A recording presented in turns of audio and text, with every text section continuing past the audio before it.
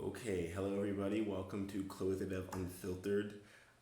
It's been quite a while, sorry, since I've actually done a stream, or it's not really a stream anymore because I'm in Antigua now, on a tiny little island in the Atlantic. And so my internet speeds here are not fast enough to like record and use OBS and stream on YouTube at the same time. So now what I do, it took me a while to get into the mental framework of it, but now what I do is I just pre-record these. I just talk about what's been going on, and I've been doing a few of them for Create Base, the guild I work with on Near and Mint Base collaboration, and so I feel a little more comfortable now, just kind of talking and controlling OBS and getting a video out. The whole point of these Chloethedev Unfiltered was just for me to track what I do in life, almost like a diary. I don't like writing. Like I consider myself a researcher, I suppose, but I hate writing. I think I just wrote for too long for too many years, and then I hate it now. But I love talking through my ideas. I love finding a sort of auditory map of what I've been thinking about, and so I'm trying to get back to doing these every single day. They're only meant to be like 10, 15-minute videos. Sometimes I'm teaching about something, sometimes I'm just randomly going through cryptovoxels or whatever. From my point of view now, I don't really care what I'm doing as long as I'm going live for 10, 15 minutes a day. And that's my way of being creative. I'm not very good with like visual fine arts. I play violin, my violin's right behind me. And I love playing every day, but I'm not very good at violin. I played guitar my whole life, and again, I couldn't really stick with it. But either way, I think it's more about, I like dabbling in hundreds of different things, and I forget things very quickly. So these videos are meant to just be that, a reminder of things that I've looked at, things that I've done, things that I've taught or talked about. And also, I have a 4-year-old son, love of my life, and he lives in Pennsylvania, so I don't get to see him. But he could still get to see me. So when these videos go up, one day he might find my YouTube page, and he could learn. He could see what I was learning about and who I was talking to and what I was doing, like the crazy weird life that I have and the things that I do. I don't really mind forgetting them for me, but it'd be kind of cool if I had some kind of record of what I did for him. And eventually, I would love to be able to kind of use either my voice pattern from all the recordings, or just some way of using this on more of like a fun tech game perspective. But I am a horrible programmer, and I've 5 days in a row so far. I've been doing a little bit of coding 5 days in a row, and that's been my like big thing. It's been 4 days in a row. I think today's the 5th day. I'm gonna do it today, God's willing. So I guess this video has kind of been supposed to be about like getting back to basics, getting back to doing these videos every day.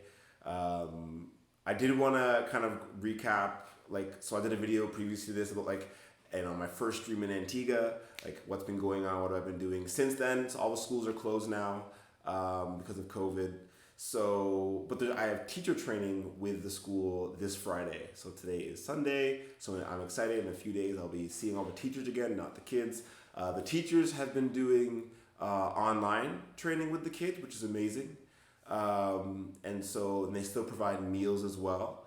And so I think it's really cool how, these kids are still able to be supported even when the school system's closed by the school. And it's great to learn more about the school as I help and as I talk to the headmaster more.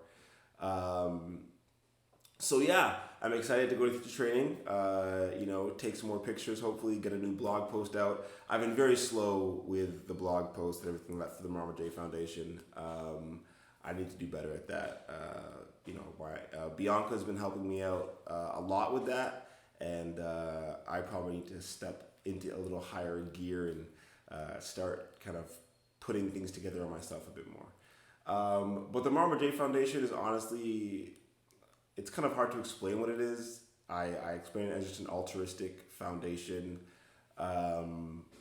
which an altruistic efficiency is like the key phrase, I guess, I now try to run the foundation by, which is just, yes, I want to support others with everything I have, but I want to do it in an efficient manner so that I have more to support more people, so more finances or more space, more whatever I need to support more people, more animals, more living things. So yeah, I want to have more to support more. And it's kind of difficult for me because I'm not really the whole capitalist mentality of like, usually to earn in this society, you have to take from somebody else, arguably. And usually it's kind of a little bit of a zero-sum game these days, which is not always a bad thing, but it's kind of the way it is. And so what excites me about Web3 tech is the idea that maybe we can make things a little more interconnected and a little more efficient so there's less waste, so that if worst case scenario was less waste, right? So if you cut out the middleman in like the simplest markets, you're gonna have less waste, so that even if it's zero sum, people on both sides are just left with more. There's less taxation between transfers of assets. And then potentially, if you just tax the entire network through like a general inflation, for example, everyone's getting taxed at the same rate though. So like for proof of stake tokens, like NEAR, for example, there's always minting of new tokens, so the entire network gets taxed if you're not staking. And if you are staking, there's a little bit of tax in between. But it's arguably an efficient tax. It's a flat tax across everybody. And then if you use the network, you get taxed more, because the more tokens you have outside of staking and validation, the more of your network is getting taxed. So you're actually taxed by using the system from your finances, arguably. And then, but you could find intelligent ways or efficient ways to use those assets in the system where you're earning more back than the taxes are. So if inflation is 10% per year, for example, on NEAR, 10 to 11%, that's the staking reward, that's the inflation. But if you earn 100% in some DeFi app, or you're trading, or you're creating arbitrage bots, or you're providing liquidity for whatever, then you get taxed at 10% in inflation, but you've earned more than that inflation. And you've helped the network gain usage. So that the layer one systems, like proof of stake systems, and proof of work as well, I think just, again, you have more, the whole idea is inefficiency, in my opinion. And the more inefficiency you have, the more, in any capacity, you're going to have, especially on a global scale, you're going to have more economic inefficiency. And I don't even know why I got on this topic. See, this is why I do these streams, because, I'm boiling water. So I'm going to be right back. And I'm not going to stop the stream, because it's Chloethedev Unfiltered. I just forgot I was doing oatmeal. And you know what? It's already been 7 minutes. So perfect. Halfway through the stream, gonna go put my oatmeal in, stir it up, come back, finish the stream, and good to go. 1 second.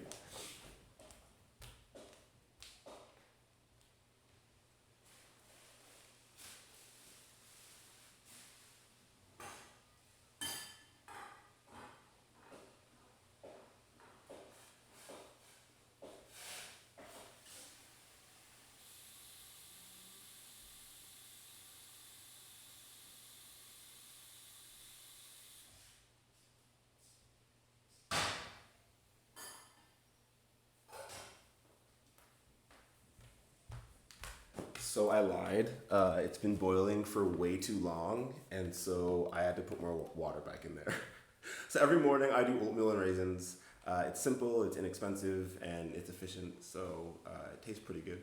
But yeah, that's pretty much why I'm into cryptocurrency, why I'm into blockchain. I want to figure out a way to remove economic or just any inefficiencies from systems, so that the people that are left on the other sides are paying less, just zero-sum tax for things they're not using. But yeah, that's...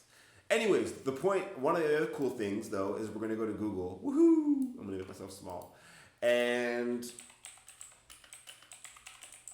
one of the few things I got done that I've been trying to do for a while is now, when you go to Google and you search Marma J Foundation, you see us on Google. You could see a photo of where I live. This is terrible OPSEC, I know, but this is where I live. This is the Marma J Foundation. The Marma J Foundation has always just been me, where I am, me supporting the community that I live in. So that is the Marma J Foundation. Open 24 hours, every single day. This is terrible. I don't know why I'm putting this on YouTube on the open web. But yes, if someone okay, this is not what I should be saying online. But you know what? It's true. If someone came here and needed some sort of support, I would do my best to efficiently support them. That is the point of the Marma J Foundation. I don't have a lot. You know, I got shelter, I got Wi-Fi, I got a little bit of food.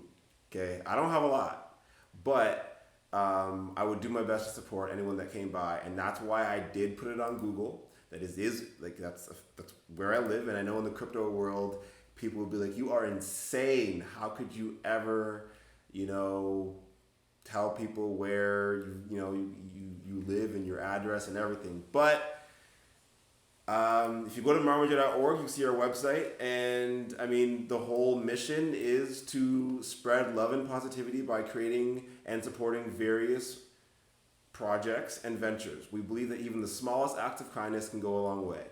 So, I mean, if the whole idea is to create, and this very basic, term probably needs to be changed. But we do support and create various projects and ventures. But if I'm trying to spread love and positivity, the way I do that is through support. And in my opinion, the simplest way to support somebody is just be there for them. That's just, like they need someone to talk to. They need to be able to communicate what they need in the first place. And so providing people the ability to find the Marma J Foundation, so find me, and communicate that they would like support is pretty important. So we didn't add a phone number yet. I'm not really sure whether I want to add my phone number. I probably will, like the home line here at least. But it's open 24 hours with an address. So the whole idea is locals should be able to like have support from me, not just anyone in the world calling me. So the idea is someone could, like, if they really needed something locally, they could come here and I would do my best to provide it. That is a long spiel for nothing, but I'm pretty excited to have it up on Google. Yeah, that's it, I suppose. But yeah, things to do, things coming up. So like I said, teacher training on Friday. Gitcoin grants round 9 starts March 10th. And so I'm going to be trying to formulate what I'm actually trying to do for a grant for that. The main idea for me is art supplies for these kids, like simple things that they could use. Like right now they're at home, for example, and they get food delivered and they get, what else? They get like packages delivered so that they can play with things and have learning materials. So like, I think that there's probably a very, very simple art thing they could do, like clay. A lot of them were able to take clay and mold it in some way. Like maybe it didn't look like something perfect, but they were able to take the clay, mold it, and then it air dried. So like, I think that's a really good art supply, but that's kind of expensive here. Like getting Crayola, materials, like quick, colorful, quick grind clays are always the cheapest thing out in Antigua. And so I think like their basic needs are met, like so blessed that their basic needs are met. Food, shelter, education, that's amazing. They're going above the basic needs.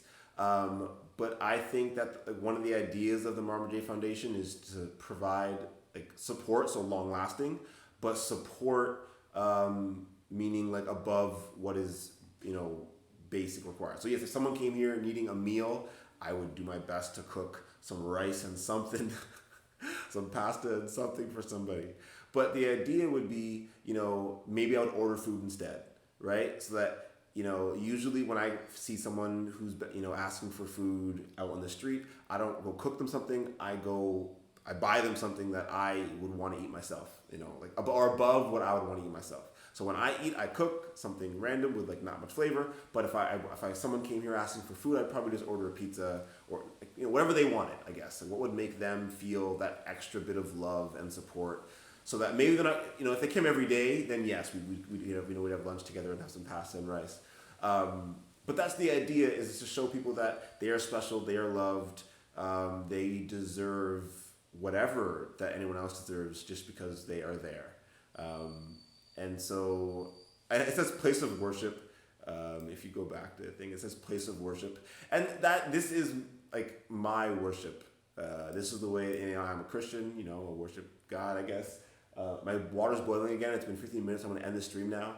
But the whole idea is that I want to spend my life worshiping my God, you know, God, by doing things like this, by supporting people from a location physically, in whatever way they need. So it could be education, learning about the blockchain, come here, learn about the blockchain, get your first crypto.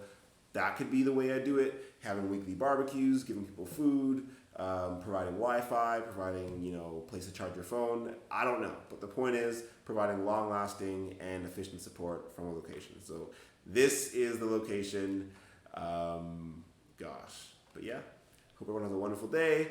And hopefully see you all, or I'll do this again. I'll see the camera tomorrow. Bye.